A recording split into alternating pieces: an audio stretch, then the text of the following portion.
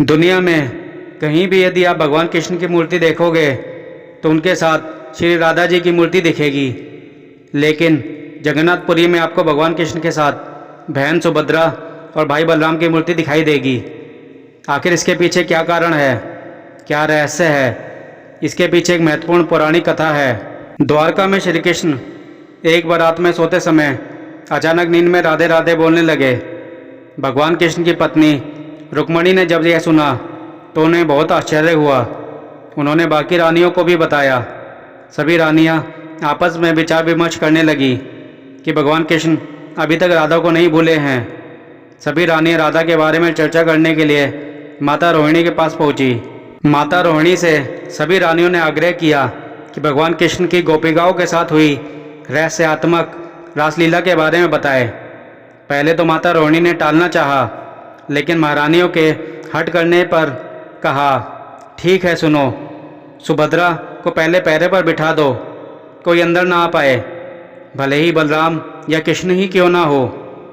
माता रोहिणी द्वारा भगवान कृष्ण की रहस्यात्मक रासलीला की कथा शुरू करते ही श्री कृष्ण और बलराम अचानक महल की ओर आते दिखाई दिए। सुभद्रा ने उचित कारण बताकर उन्हें दरवाजे पर ही रोक लिया।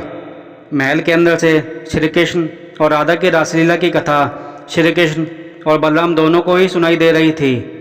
उसको सुनने से श्री कृष्ण और बलराम के अंग अंग में अद्भुत प्रेम रस का उद्भव होने लगा। साथ ही सुभद्रा जी भी भाव विह्वल होने लगी। तीनों की ऐसी अवस्था हो गई कि पूरे ध्यान से देखने पर किसी के भी हाथ पैर स्पष्ट दिखाई नहीं दे रहे थे। तभी अचानक देवऋषि नारद वहाँ आ गए। तब तीनों पूर्ण चेतना में वापस लौटे तो नारद जी ने भगवान कृष्ण से प्रार्थना की कि हे भगवान, आप तीनों के जिस महाभाव में लीन मूर्तिस्थ रूप में मैंने दर्शन किए हैं, वह सामान्य जनों के दर्शन हेतु पृथ्वी पर सदैव सुशोभित रहे। महाप्रभु ने तथास्तु कह दिया। कहते हैं श्री कृष्ण, बलराम और सुभद्रा जी का वही रूप आज भी जगन्नाथपुरी में है। उसे स्वयं विश्वकर्मा जी ने बनाया था। इसकी भी एक कथा है। राजा इंद्रदुम्न नीलांचल सागर वर्तमान के उड़ीसा राज्य में निवास करते थे। एक बार राजा को समुद्र में एक विशाल लकड़ी दिखाई दी।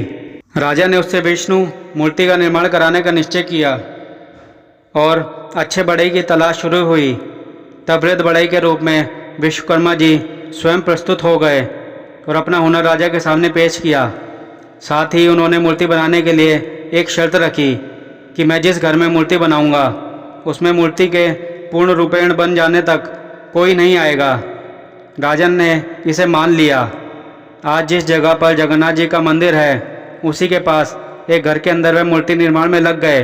कई दिनों तक घर का द्वार बंद रहने पर महारानी ने सोचा कि बिना खाए पिए वह बूढ़ा बढ़ई काम कैसे कर सकेगा। अब तक वह जीवित भी होगा या मर गया होगा। महारानी ने राजा से अपने मन की बात कही। राजा को भी रानी की बात ठीक लगी और द्वार खोलने के आदेश राजा ने दे दिए।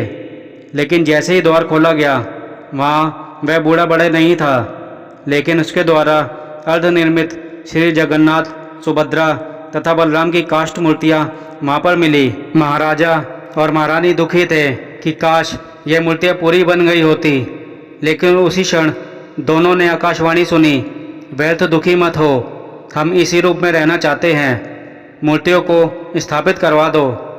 आज भी वह अपूर्ण और अस्पष्ट मूर्तियाँ जगन्नाथ मंदिर में सुशोभित हैं। बोलो जगन्नाथ भगवान की जय। कहानी सुनने के लिए धन्यवाद।